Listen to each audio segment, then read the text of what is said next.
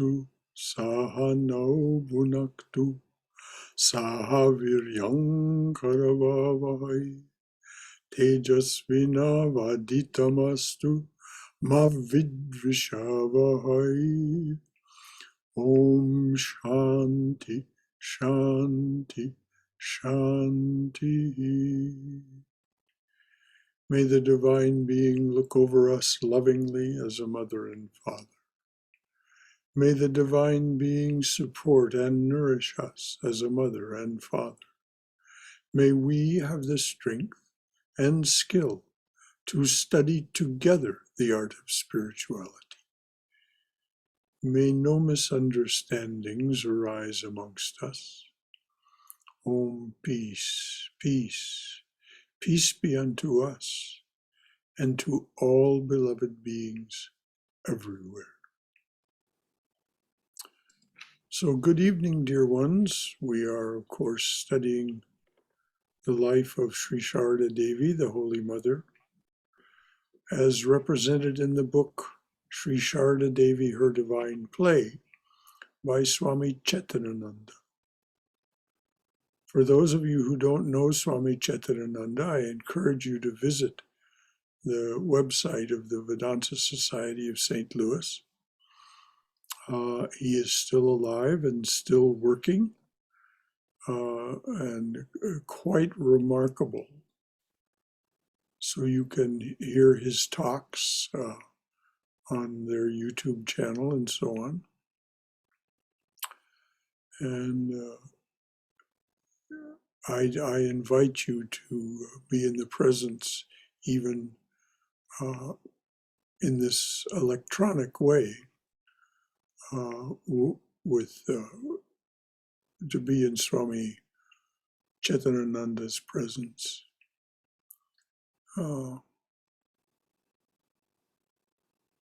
Yes, just that. He's really, well, you'll see if you go look. So, Ima dear, if you would start, we're reading about how Holy Mother revealed her divinity. You know, most of the time, most people did not understand or know that who Holy Mother was. She did not display it, but occasionally it came to the fore. So if you would go back a little bit, Sure, Brother Ima, and read that statement of Sri Ramakrishna Okay. to Hridoy. Okay. Ramakrishna was fully aware of Holy Mother's divinity. By the way, we're on page 593, the last paragraph. When he spoke about her to his disciples, he said, "She is Saraswati, the goddess of learning. She has assumed a human body to impart wisdom to human beings, but she has hidden her celestial beauty lest people, by looking at her, should befoul their minds with sinful thoughts." When Hriday was jealous of Holy Mother and treated her rudely, the master cautioned him, saying, "Look here, you may insult me, but don't hurt her feelings. If he who dwells in this," meaning himself, "hisses, you may somehow get by. But if he who dwells in her hisses, no one, not even Brahma, Vishnu, or Shiva, will be able to protect you." In 1910, Surendranath... Let's just pause Sure. there. Sure. Let's just, all of us, assimilate what it is that the Master said of Mother. First, she's Saraswati, and then she is all the power that exists.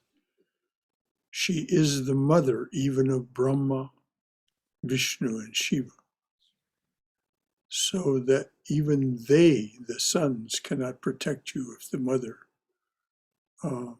gets angry.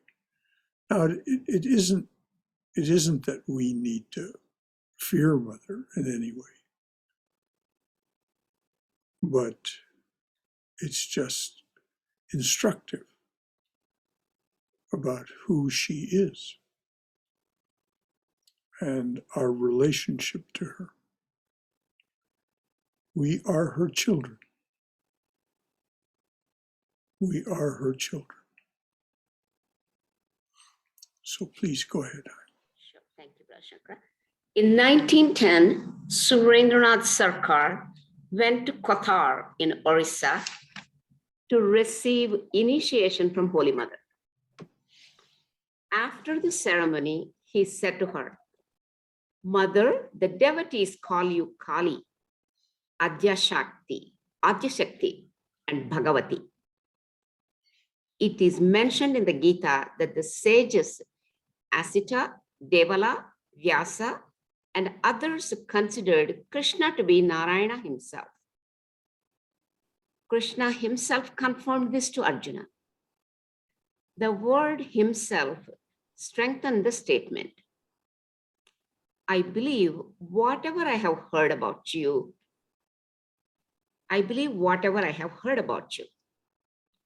Yet, if you substantiate those statements about yourself, then I will be free from doubt. I want to hear from you directly whether this is true or not." Holy Mother replied, "Yes, it is true." So look, the simplicity of the statement. Yes. Yes, it is true. My. Okay. On 4th September 1918, the mother told Sarajubala Sen, "People call me Bhagavati, the goddess. I think that it must be so. So many incredible things have happened in my life.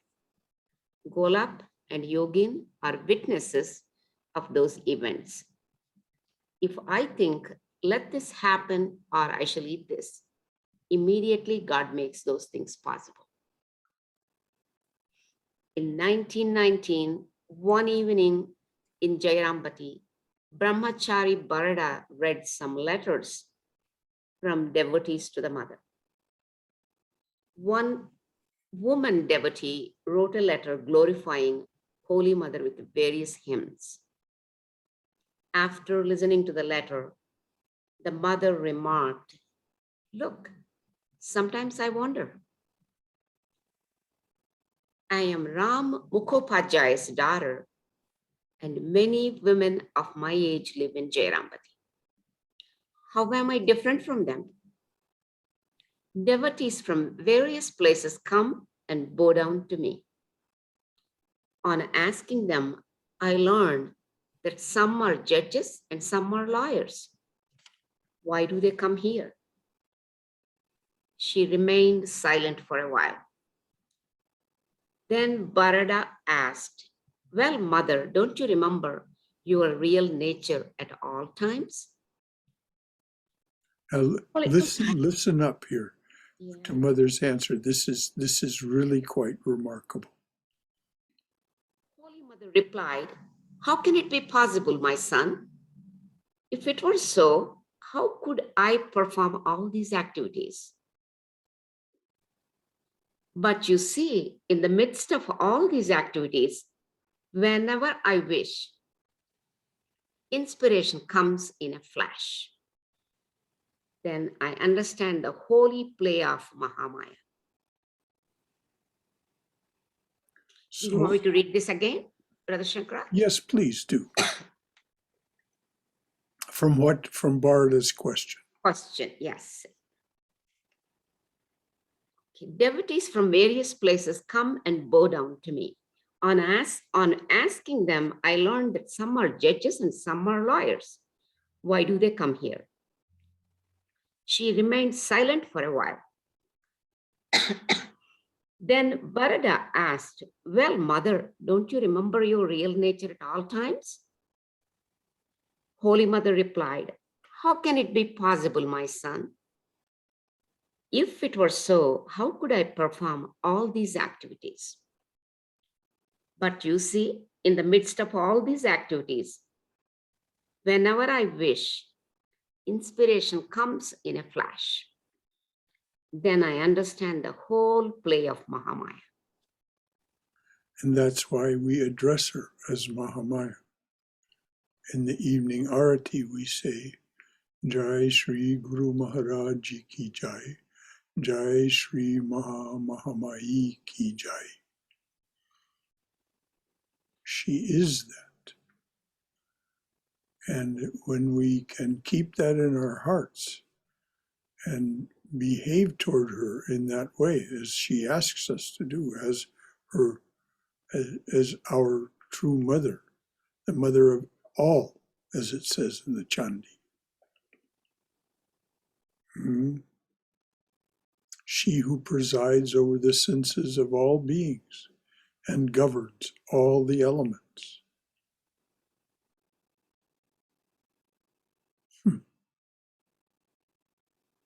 So there we are. Mahamaya. Okay, go ahead, please. Lavanya Chakrabarti recorded in his reminiscences.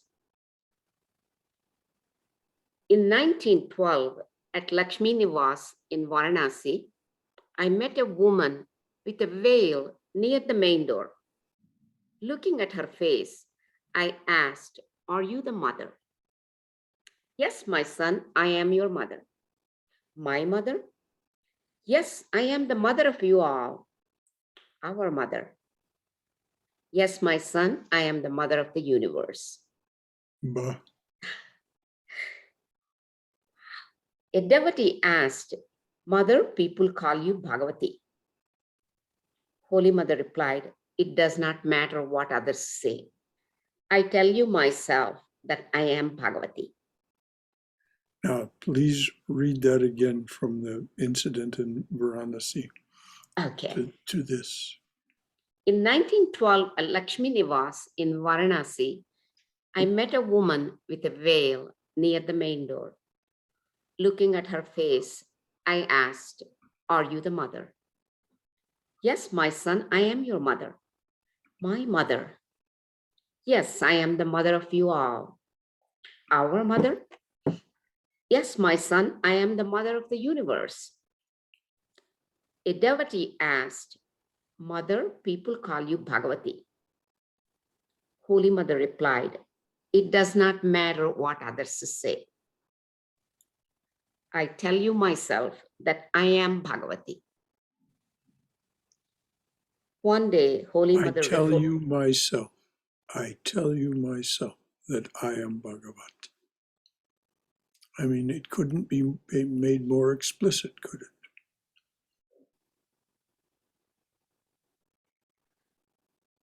Okay.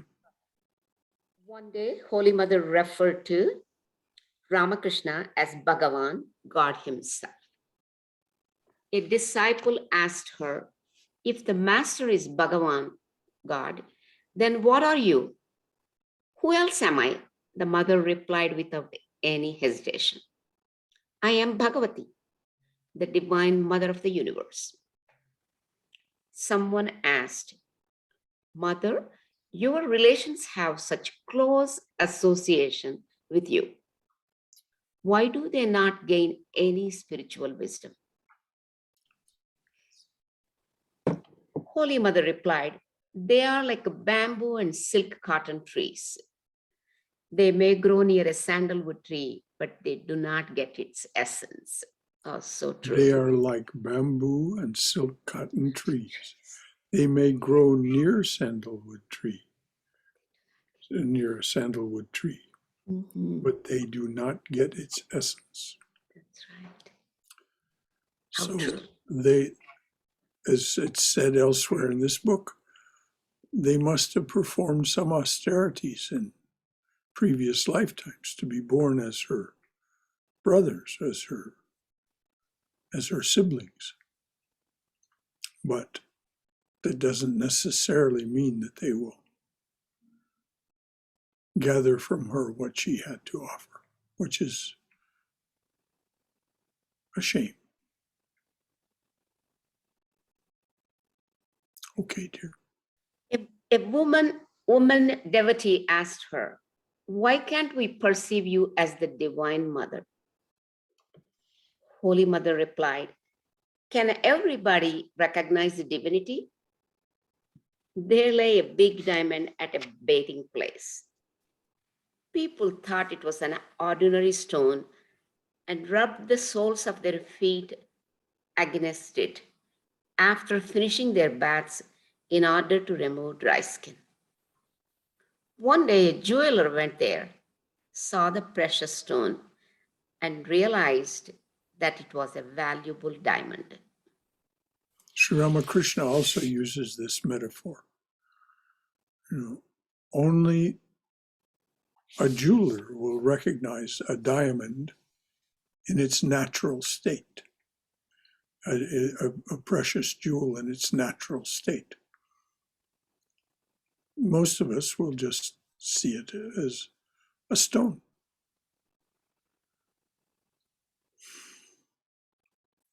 So we all can pray from the depths of our hearts, may I become a jeweler.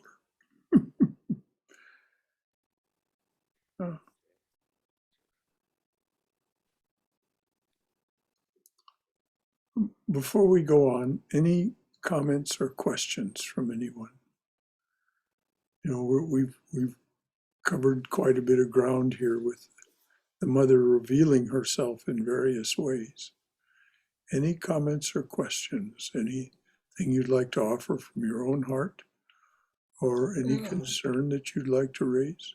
Yes, Brother Shankara, what I want to ask you is, does that mean that Holy Mother was like Maya? That's what she said. She is Mahamaya. She is Mahamaya. Yes. But Maya is imaginary. I mean, it exists or doesn't exist. I mean, Shankaracharya says exists or not exists is not certain. Well,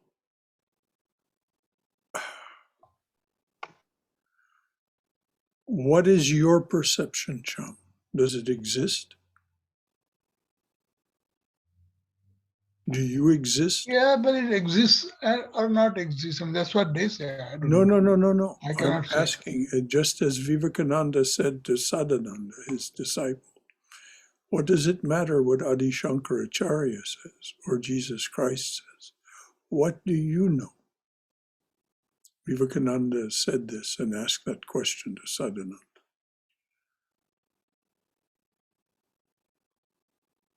We know, Sham, as we sit here, we know Maya. Now, the great saints, including St. Thomas Aquinas, including Adi Shankaracharya, including Jesus Christ himself, for that matter, and certainly including Sri Krishna, say yes, it exists and doesn't exist. But for us, until we have that knowledge, that experience of it existing and not existing, we have to acknowledge I am within Maya. And Sri Ramakrishna said, even in the most profound depths of your meditation, of your practice of meditation, as long as you have the feeling, I am meditating, then you are within Mother's realm. You are within Maya. Now, is there anything wrong with that? Clearly not. Clearly not. This is, as the mother says elsewhere, very intentional.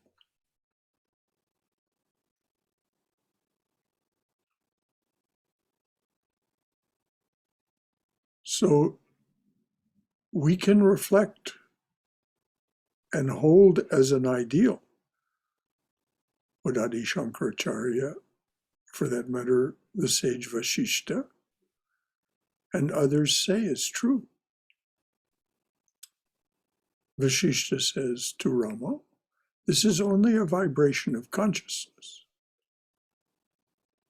And Sri Ramakrishna agreed.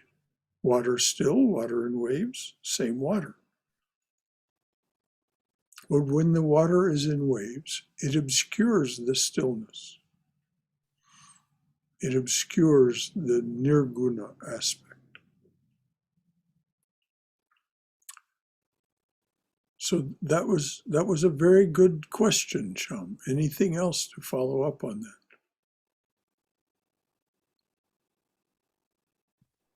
Brother Shankara, this is Swayam. Yes. I joined a little late, so my question is, in that Varanasi incident, Yes. the person who says, I saw a lady in the veil, who is that I? There's a name given, I think, but I don't remember what it is. It's Okay. Lavanya Chakrabarti. Oh, okay. He Thank recorded you. in his reminiscences. Okay, That thank you. was his record. So he encountered the mother in Okay. In Varanasi. vain. And so, Okay, thank you. yeah. Brother Shankara, I have a question. Yes, Aaron. So you said with the quote from Ramakrishna that as long as we're meditating and we have the thought that I am meditating, that we're within Mother's realm. So if we were in samadhi, like then would we lose like our sense of being in meditation?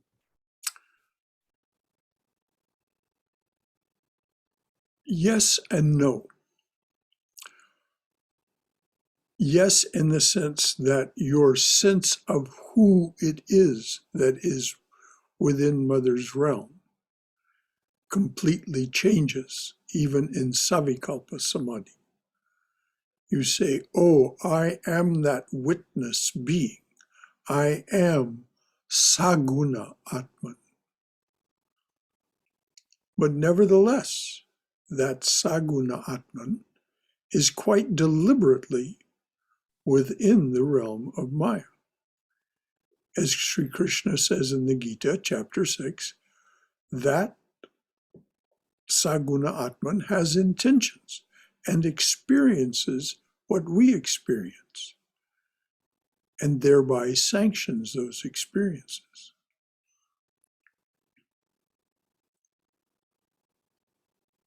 So, yes, you remain within, even in Savikalpa. Now, Nirvikalpa Samadhi, we can't say anything about that. There's no experiencer there. There's no mind. Mind is the experiencer, the gross mind and then the subtle mind. In Nirvikalpa Samadhi, all I can say, and of course it's said, this I'm just quoting, I'm just parroting.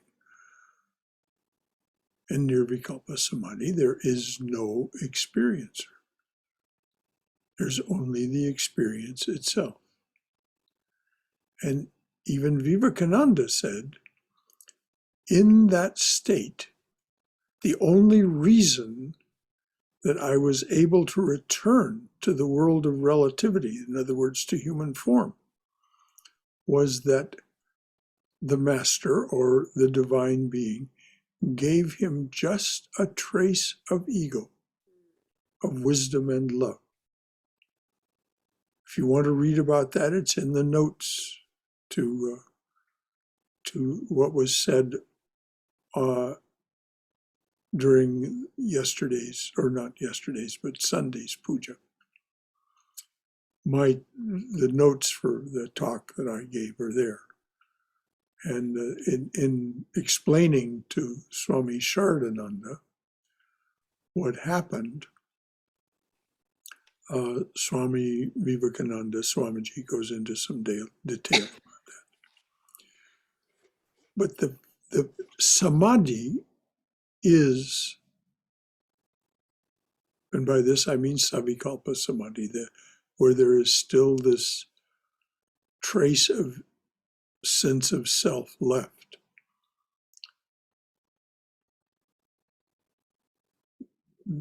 That is transformative. Your idea of who you are. Now, can you hold on to that at every moment?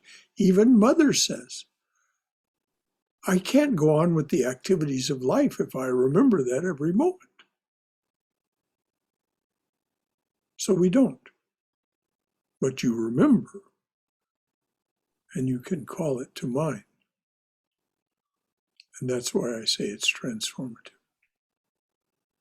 So does that sufficiently answer the question, Aaron? Yes, I mean, that's really interesting because I forgot that only like if you're like a avatar or if there is like some kind of divine intervention that a being could come back from kalpa samadhi. Yes, exactly. Nirvikalpa samadhi. Most people leave the body when they enter that state. Those who don't, most of them live only a maximum of 21 days. And only the ever-free souls, the Ishvara Kotis, as Sri Ramakrishna called them, and as they're called in the scriptures, and the avatars can retain human form. Swami Vivekananda is an Ishvara Koti. Adi Shankaracharya was an incarnation. So when he says, my mind fell into the ocean of consciousness and therein dissolved, he was able to recollect it, so to speak, in order to continue his work as a teacher. But remember, Adi Shankaracharya, according to the scriptures, he only lived to age 32. He was only supposed to live to age 16. And by his prayer, that was doubled. And so he could continue his work. And Vivekananda only lived to age 39. And the master only lived to age 50 because he had such a lot of work to do.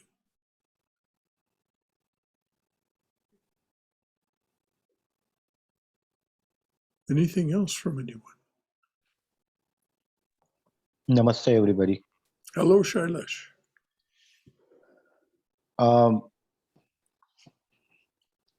I was listening to Surendranath Sarkar and some of these devotees talk about, and mother said to Surendranath Sarkar that yes, I'm the, he said, emphasize that you are, I want to hear from you. There is in this book, all these details do not come a lot about all this, but there is another app which I read. So in this app, there is more details about all these conversations. And this guy, after that, when mother said all this, then he said, please, I taken refuge in you, and please take care of me and this and that. And she said, don't worry, this is your last birth. Now, well, there are two things I want to point out. An interesting thing. Most of these people who came and who said that, show me your nature, or can you confirm that you are the Divine Mother? These were exceptionally elevated souls. So Surendranath Sarkar had someone come with him. So his friend, whom mother herself gave sannyas, okay, to this guy, okay, Surendranath Sarkar's friend. That friend told him that Surendranath was his guru in previous life, okay. So a person who is a guru of someone who becomes a sannyasi of Holy Mother becomes a family man. He had a wife and kid. So you have to understand the dynamics. And it doesn't come all this in the books because the monks want to taper it down. But you have to understand, you think about it. It started me thinking that someone who can become a guru, but because of desires, can come down and have to lead a family life, have kids, and absolutely normal life. He had nothing, but mother said, "Don't worry, this is your last word." So just wanted to add those additions to this discussion. Beautiful, Shailesh. Yes, beautiful additions. All those should be, and I agree with you, and I'm glad you added them. They should be part of our manana. We don't know who we are.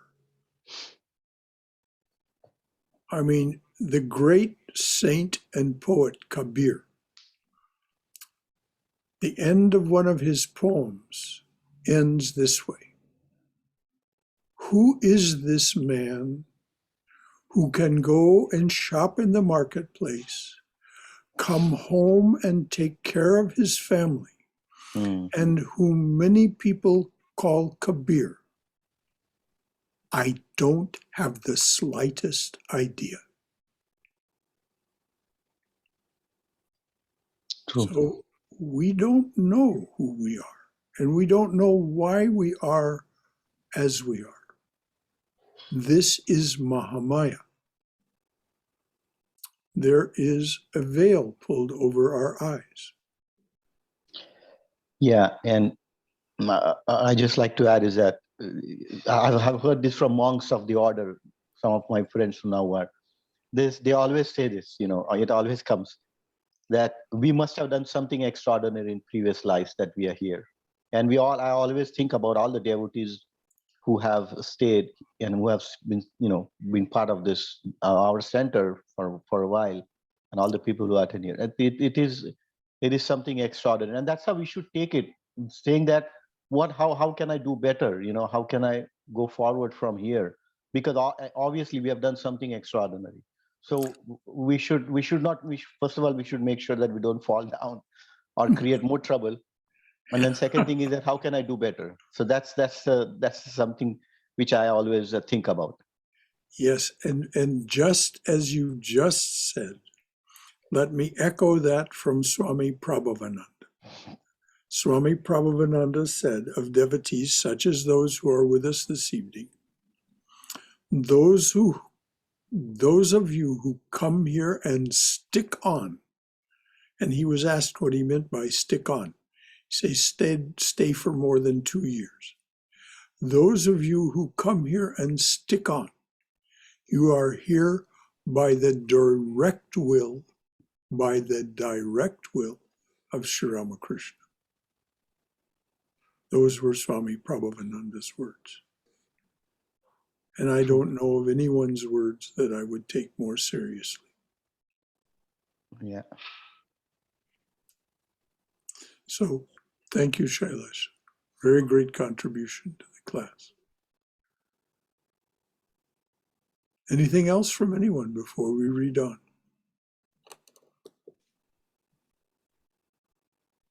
I hope you find this as inspiring as I do. This is so inspiring, this kind of conversation. So, please read on, dear. Okay. On 1 February 1907, Swami Arupananda interviewed Holy Mother in Jairampati. Arupananda, Mother, people say that our master is God eternal and absolute. What do you say about it? Mother, yes, he is God eternal and absolute to me. Arupananda, it is true that to every woman, her husband is God eternal and absolute. I have not asked the question in that sense. Mother, yes, he is God eternal and absolute to me as my husband, and in a general way as well. How sweet the language is, in a general way. Now you can imagine that Swami Chaitananda thought about how to translate that out of the Bengali for some time. In a general way. There's a little humor underlying that. In a general way as well. That's so sweet. Okay, please, dear, read on. Arupananda thought that if Sri Ramakrishna was God absolute, then Holy Mother must be the mother of the universe. She must be the same as the divine consort, like Sita and Rama, Radha and Krishna. So he asked her, if that is so, then why do I see you preparing chapatis like an ordinary woman? It is Maya, I presume, isn't that so? Mother replied, it is Maya indeed. Listen up. That's it. We fix chapatis or go about our daily activities in exactly the same way. This relates to what Sham asked earlier. It is Maya. We do these things because it is Maya. We are within Maya, and we may pray to be free from Maya. Please read that again, dear. I just want to make one comment, Brother Shankara. Yes, I have 5 different Bhagavad Gita books. One of the books stated that Krishna saying that I created this agitation in Arjuna's mind so that I could teach the world through Arjuna how to live the life under circumstances like this. Oh my goodness. That seems like true to me. Is that, what do you say for that? Well, if we say, if Sri Ramakrishna is telling us the truth, when he says that God alone is the doer, then of course it's the case. Yes. Who else would have created the agitation in Arjuna's mind? That's exactly Who else creates everything? It is Saguna Atman, Brahman with attributes, that is projecting all of this without an iota's exception. That's what it says in the Chandi. If we read the Chandi, if we read the Devi Mahatmya, she is the mother of everything. O Devi, you who preside over the senses of all beings and govern all the elements. How much more explicit can it be? Preside over the senses of all beings and govern all the elements. If we simply take that seriously, then yes, of course, Sri Krishna would have created this anguish in Arjuna in order to deliver his message, because that's what Krishna came to do. He says it himself. I came to rescue you all. So listen up, understand who I am and why I'm here, and that's all it takes. That's all you have to do, he says. All you have to do is understand who I am and why I'm here. Just truly understand that, and that's all it takes. Thank you, Brother Shankara. Thank you, dear, for bringing that up. Sure. So read again. I'll read that. Yes, I'll read that again.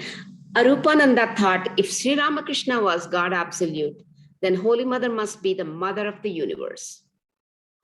She must be the same as the divine consort, like Sita and Rama, Radha and Krishna. So he asked her, if that is so, then why do I see you preparing chapatis like an ordinary woman? It is Maya, I presume. Isn't that so? Mother, it is Maya indeed. Why otherwise should I be in this state? I could be in Vaikuntha, sitting next to Narayana as Lakshmi. Then she continued, you see, God loves to sport as a human being.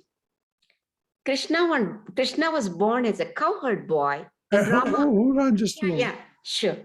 You see, God loves to sport as a human being, being. not Yes. just the divine incarnation, but each and every one of us. As Hafiz says in his beautiful poem, God told him that each soul was key. Each soul was, and Hafiz says, how could a human being's worth be so much? And God replies, each soul completes me, completes me. You know, the great poet and artist, William Blake, I just love this comment of his. He wrote in a letter to a friend who was feeling despondent. He said, we ought to think of ourselves as highly as immortals ought to think. We ought to think of ourselves as highly as immortals ought to think. So put that in your pipe and smoke it. Thank you, Brother Shankara. Okay, she continued. Okay, then she continued, you see, God loves to sport as a human being. Krishna was born as a cowherd boy and Rama as a son of Dasharatha. Arupananda asks, do you remember your real nature? Mother, yes, now and then I do. At those times, I say to myself, what is this that I'm doing? Then I look at the house, children, and other family members, gesturing towards them with her palm, and forget my real self. Yes, and Sri Ramakrishna said this was necessary for her to continue her work. It's called Yoga Maya. All this that she just said, I look at the house, children, and other family members. This is the Yoga Maya. Otherwise, she would have flown away. Sri Ramakrishna said, no, we have to bind you here.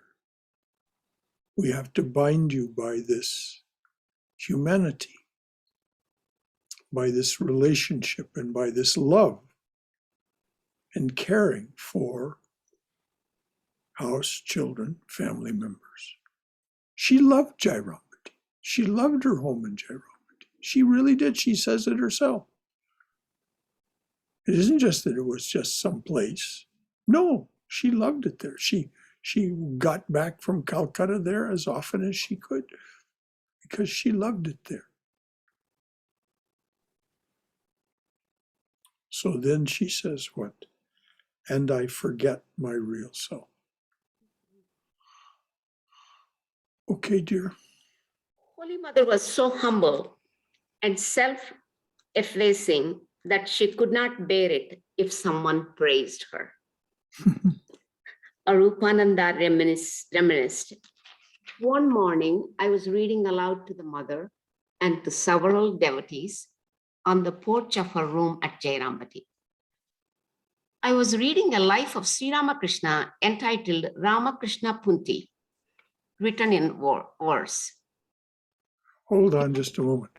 For those of you who want to read this book, it was published in English as a portrait of Sri Ramakrishna. And it was published by the Ramakrishna Institute of Culture, which is a branch of the order in Gol Park, Kolkata, under the supervision of Swami Lokeshwarananda. A portrait of Sri Ramakrishna. This is an incredible book. It tells in many, many details that are not in either the Gospel or in Swami Sharadananda's, the great master, or Chitanananda's translation, the divine play of Sri Ramakrishna. So, would you start that sentence again, please? Because my interruption was right in the middle. No problem. I was reading a life of Sri Ramakrishna entitled Ramakrishna Punti, written in verse. In the chapter on her marriage with Sri Ramakrishna, the author eulogized her greatly and referred to her as the mother of the universe. As I read that passage, the mother left the porch. Vaikunta, a Wait. disciple. Wait a minute. Sure. Why do you suppose she left the porch? Because she was reminded of her true nature. And something might happen as she was transformed in her awareness, in her consciousness, into that real nature. And she didn't want that. So she was self-effacing, yes. But just capitalize the S in that. She hid that self. As I read that passage, the mother left the porch. Okay, dear. Vaikunta, a disciple of Holy Mother from Cuttack, visited her at Kamarpukur. Ramlal and Lakshmi were also there. Before he left, Vaikunta bowed down to Raghuveer in the shrine and then to Holy Mother. Suddenly she said, Vaikunta, call on me. The next moment she controlled her feelings and said, I mean, call on the Master. That will serve your purpose. Now, this fellow Yeah. Vaikunta was her disciple, not the Master's disciple. So this was just an outburst of guru to disciple. Call on me. And then, of course, she corrected herself. She always deflected it. She and the Master used to play that game when they were at Dakshineshwar. People would come to the Master and ask him for something. And he'd say, oh, no, that's not me. You go to the mother. She'll take care of it. And the mother would say, oh, no, that's not me. You go back to him.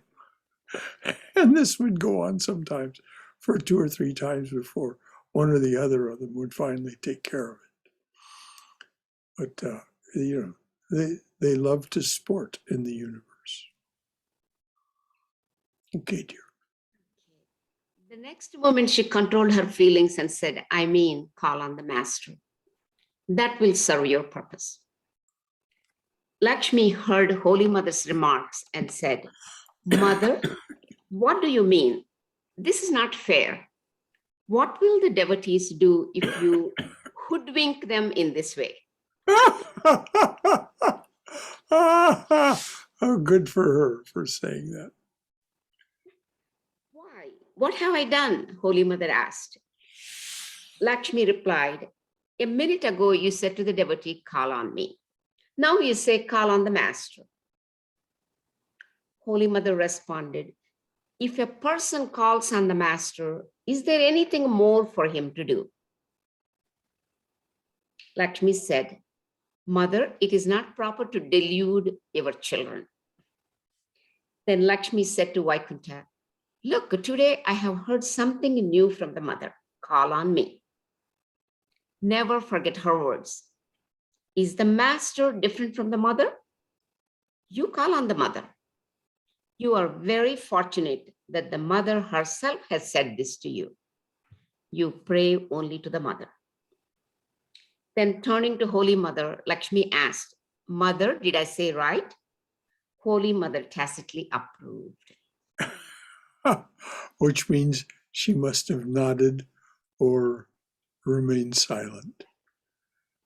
Just remained silent and gestured with her eyes, so to speak. There's a footnote there. What does the footnote say? Does it say? What does it say? The 16 it says. Referring to some, let me just check the 16. 16, it says MK92 HMN 186. It's referring to certain pages. Go back to. Okay, very good. Yes. And Sarada, later Bharati Prana, recalled, one day at Jayrambati, vexed with her relatives, the mother said to them angrily, "Do not torture me too much. If he who dwells inside this body hisses but once, not even Brahma, Vishnu, or Shiva will be able to save you." Which is exactly what the master said to Hridoy. Exactly. Don't torture me too much. If he who dwells inside this body hisses but once, not even Brahma, Vishnu, or Shiva will be able to save you. Yikes. Okay. And on another occasion, she said to me, referring to Radhu's torment of her, "Look here, child, this body is a divine body. How much more torture can it bear?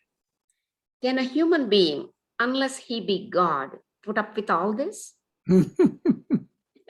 Let me tell you something. No one will understand me as long as I am alive. They will know only afterwards." And that's exactly why Swami Chitanananda went to the trouble, the very loving trouble, but a lot of trouble. I mean, he goes to extraordinary lengths. I mean, I'm not talking through my hat here. I have known him since 1973. I helped him publish his first book, Meditation and Its Methods. He goes to extraordinary lengths.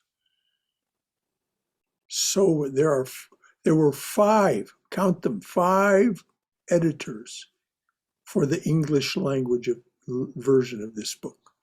So careful is he to make sure that it's not only accurate, but it's in the best possible English to be understood by us all. So this is why no one will understand me as long as I am alive. They will know only afterwards, which is exactly why the Swami produced this book. So we are so fortunate to be listening to Swami Chaitanananda's words as related to us in this book, so that we can understand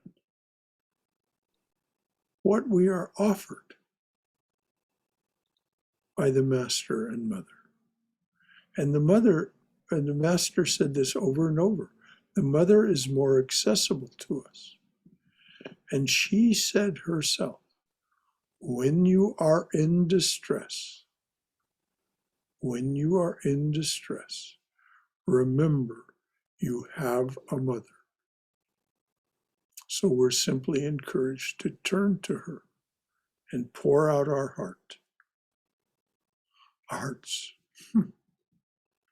Okay, dear. It is by God's grace alone, not self-effort, that human beings can have the vision of God. So notice that that's not a quote from anyone. That's from Chaitanananda. So please repeat it.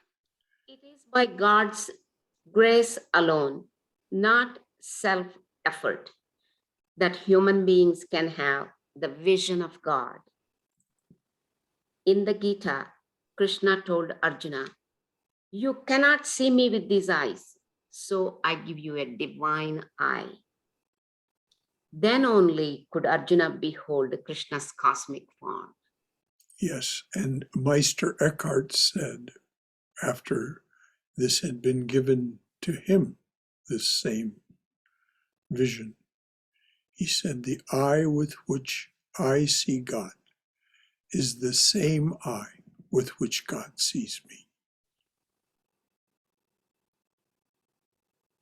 The eye with which I see God is the same eye with which God sees me.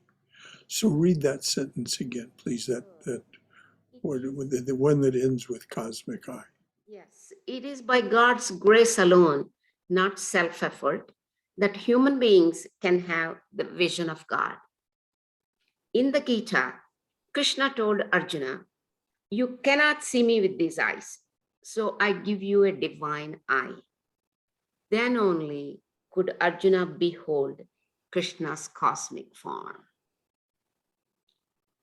In 1965, at Trichur, Pravrajika Dhiraprana asked Pravrajika Bharatiprana about her experiences with Holy Mother. Bharatiprana remained silent for some time and then said, I knew and felt Holy Mother to be my very own mother. I was not aware of her divinity.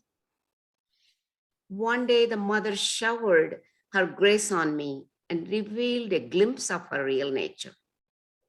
She was drying her hair on the roof of Udbodhan house. I went there to do some work, and she asked me to bring some flowers. When I brought them, the mother indicated that I should offer those flowers at her feet. While doing so, I saw that the mother's body became vast. I was bewildered and did not trust my eyes. Overwhelmed by the divine sight, I offered those flowers at her feet and prostrated fully. After a while, the mother assumed her normal form. Only then did I realize that the mother of the universe manifested herself in Holy Mother. Read that over from the beginning, Sure. please. Okay. Who it was that asked her and all. Okay. In 1965 at Trichur, Pravrajika Dhiraprana asked Pravrajika Bharatiprana about her experiences with Holy Mother. Bharatiprana remained silent for some time and then said, I knew and felt Holy Mother to be my very own mother. I was not aware of her divinity. One day, the mother showered her grace on me and revealed a glimpse of her real nature. She was drying her hair on the roof of Udbodhan house. I went there to do some work, and she asked me to bring some flowers. When I brought them, the mother indicated that I should offer those flowers at her feet. While doing so, I saw that the mother's body became vast. I was bewildered and did not trust my eyes. Overwhelmed by the divine sight, I offered those flowers at her feet and prostrated fully. After a while, the mother assumed her normal form. Only then did I realize that the mother of the universe manifested herself in Holy Mother. Okay, we'll leave it at that for this Okay, evening. sure, it's getting time. I mean, what a perfect way to Yes. end. Is there anything else from anyone? Anything you'd like to add from your own wonderful self? Or anything that any concern or question you'd like to raise?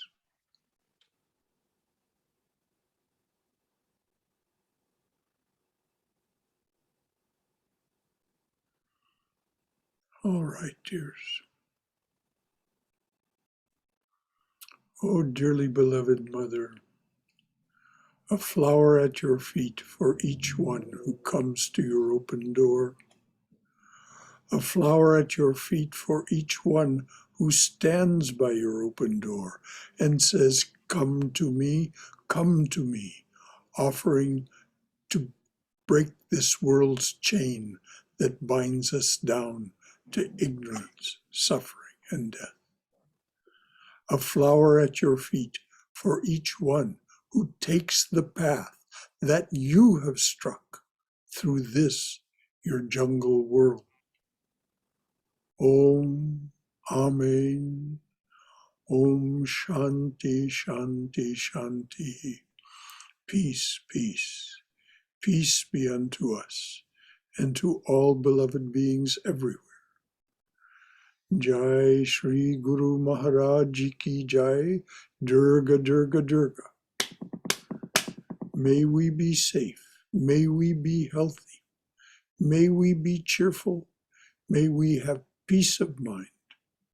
May we go forward in the loving and protective embrace of the Divine Being as our Mother and Father. Jai Ma, Jai Ma, Jai Ma. Anything else from anyone? Any last final thought from anyone? All right, my dears. Tomorrow night, of course, at 8 o'clock, we'll continue our study of Swami Vivekananda's Jnana Yoga. He's gotten really revved up, and he's talking about the Atman and how knowledge of the Atman will give you freedom unto none else, none else.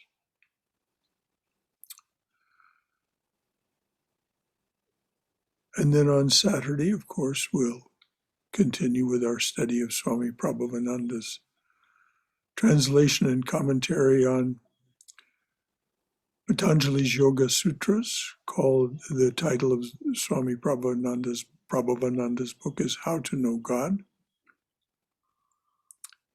And then on Sunday, we'll have a talk on the modern masters of Advaita.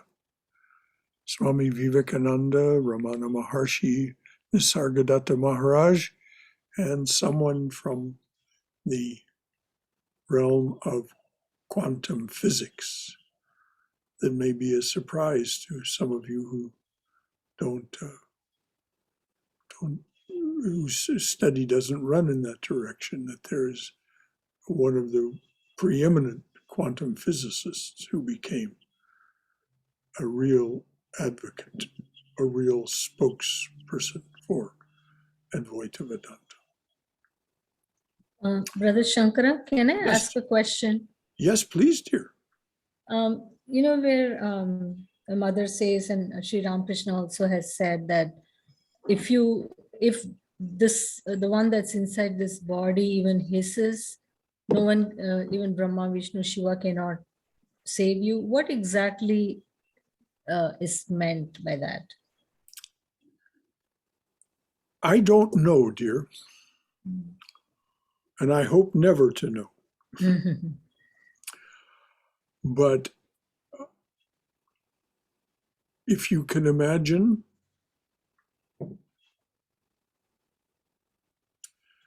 what Sri Ramakrishna was saying when he pointed to his own body at the end of his life, he said, there are two here, the mother and her worshipper. But he normally spoke of himself as he who was Rama, he who is Krishna, is present here as Ramakrishna, pointing to his body. Who is that? That is Vishnu. So he was saying, if you get Vishnu man,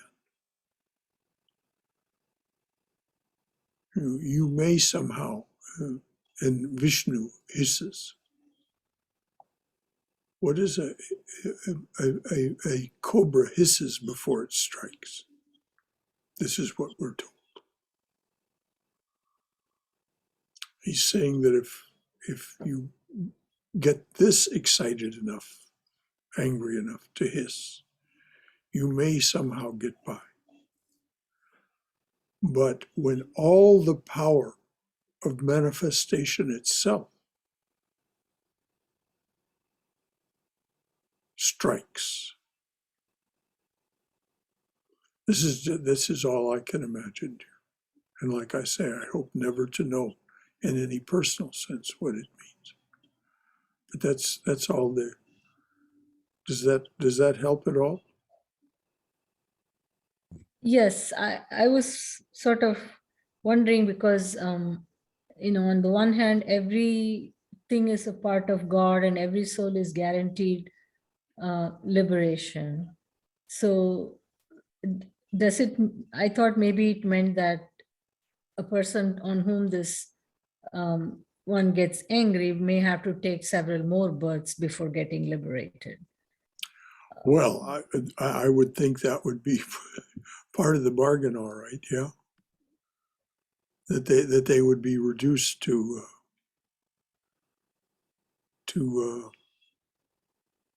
I mean, you'd have to do something pretty terrible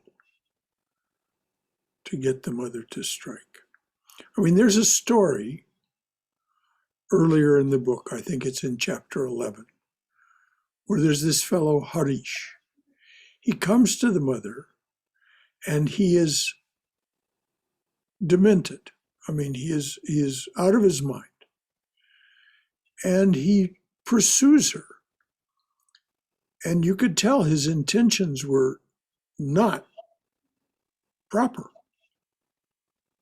What it was he had in mind exactly, who knows? But it was enough to get the mother really upset. And so she assumed her terrible form as Bagala and began to chase him. Now, this is Holy Mother who had trouble walking. Suddenly she became Bagala and could run faster than an adult man. She chased him down. He ran around and around, the story goes. She chased him down, pounced on him, and thrashed him. Now, of course, when she let him up, he was just beside himself with terror and ran away. But that beating was a blessing. He later regained his sanity. That's the way the story goes. So whether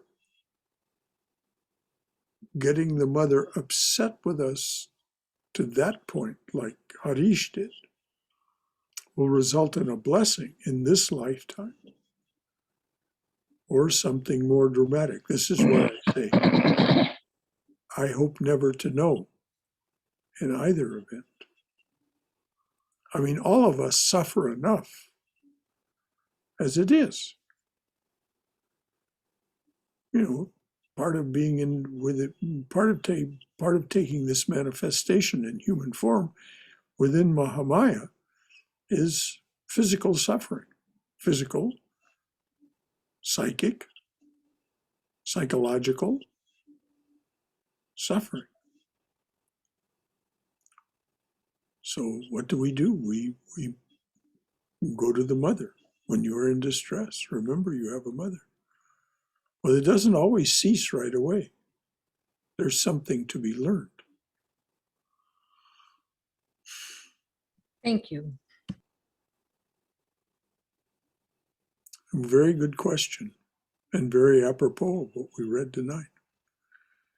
Anything else from anyone?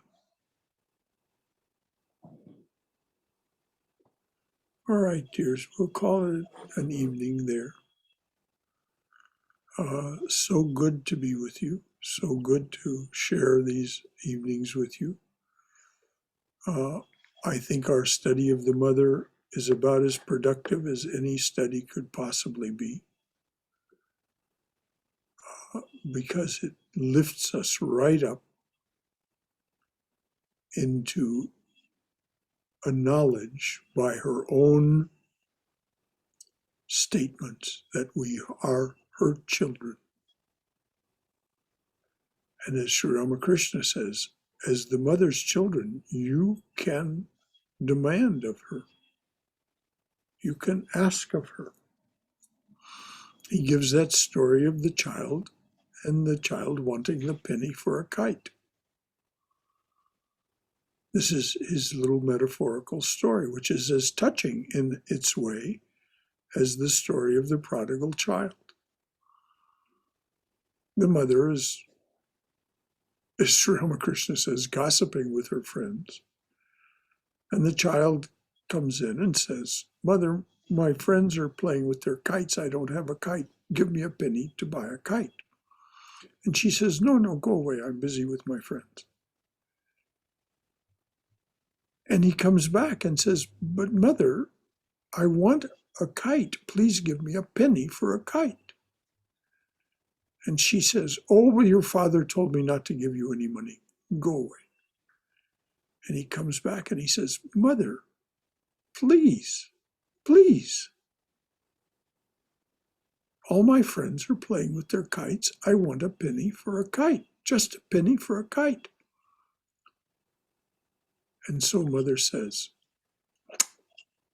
to her friends, oh, just wait a minute. I'll be right back. And she goes to the cash box. This is the word Sri Ramakrishna uses. She goes to the cash box and she opens it with a click. He says these words. She opens it with a click. In other words, something tangible happens. She opens the cash box with a click and tosses the child a penny. So this is Sri Ramakrishna's story, and he calls it tamasic bhakti. We must not be afraid to demand from the mother what we need. And I can tell you that story resonates with me as I age.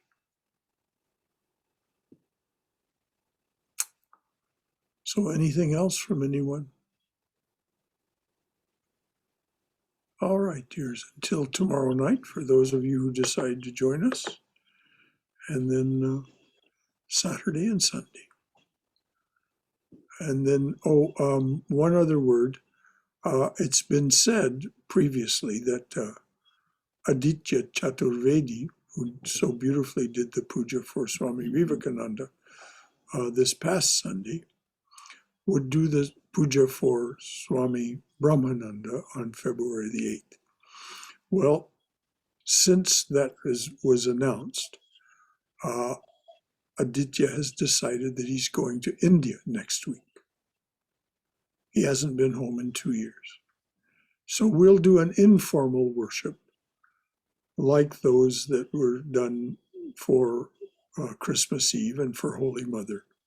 We'll do an informal worship here, not a tantric puja, but an informal, but very loving worship of Swami Brahmananda on February the 8th. And it'll be done from this little shrine right here. So good night, dears. Good night. Until next time. Good night.